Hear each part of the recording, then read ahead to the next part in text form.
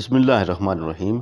जिन अहबाब ने अव्वल रमज़ान से आखिर रमज़ान तक खलूस नीयत से रोज़ा रखा, उसका ख्याल रखा, न बदकलामी की, न फुहशगोई की, न गीबत की, न कोई चुगली की, न कोई चोरी की, न ही किसी के बारे में दिल में कोई बुरा ख्याल रखा, अल्लाह ताला ऐसे शख्स का रोज़ा कबूल फरमाता है।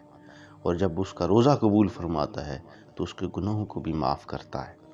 लेकिन जो शख्स जिसका रोज़ा बदकलामी में गुज़रा, फुहशगोई में गुज़रा, गीबत में गुज़रा, गाली गलौज में गुज़रा और उसने दूसरे के बारे में दिल में बुरा ख्याल रखा, ऐसे शख्स को चाहिए कि वो अपने गुनाहों से इस्तग़फ़ार करे, अपने गुनाहों की माफ़ी मांगे। ये माह मुक़द्दस का आखिरी इशरा, अल्लाह ताला उसके गुनाहों को माफ़ फरमाएगा।